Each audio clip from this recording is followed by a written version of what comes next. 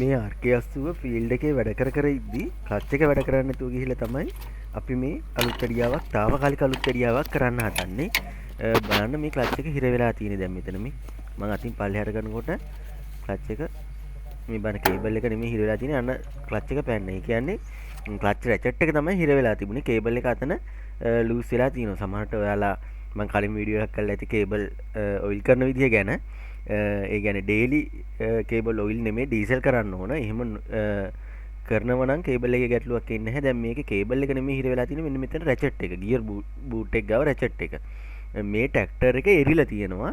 එරනොම තමයි ගොඩක් මේ විදිහට දෝෂය ඇති වෙන්නේ.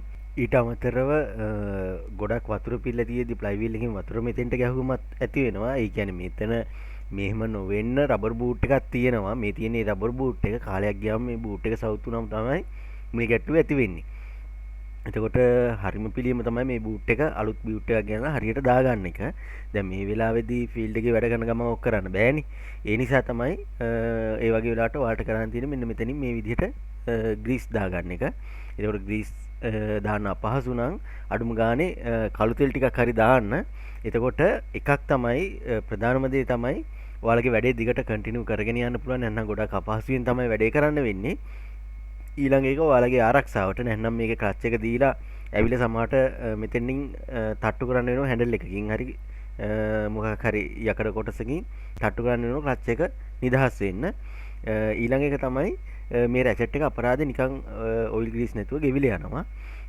හරි මං හිතනවා මේක මේ වීඩියෝ එක වැදගත් වෙන්නේ නැති කියලා ඔයාලට. දිගටම අපිත් එක්ක රැඳිලා ඉන්න channel එක subscribe කරන්න. ඒ වගේම කමෙන්ට් කරන්න. ඒක ගොඩාක් ඔයාලගේ අදහස් වටිනවා. වීඩියෝ එක හොඳ නම් like කරන්න. තව අයට දකින්න අපේ channel එක share කරලා දෙන්න.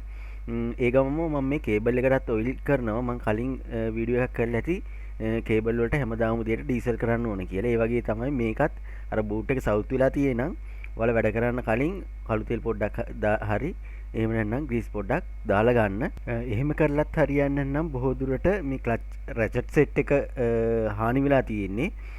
මම ඉස්සරහට වීඩියෝ එකක් අරගෙන එන්නම්. ඒ වගේම කලින් වීඩියෝ ඇති මේ ක්ලච් එක සම්පූර්ණයෙන් රිපෙයාර් කරන්නේ කොහොමද කියලා, මේ බූට් එක අලුතෙන් දාන්නේ කොහොමද කියලා ඒ වීඩියෝ වල තියෙනවා. හරි එහෙනම් අපි ආයෙ අලුත් වීඩියෝ එකකින් හමු වෙමු. සියලු දෙනාට බොහොම ස්තුතියි.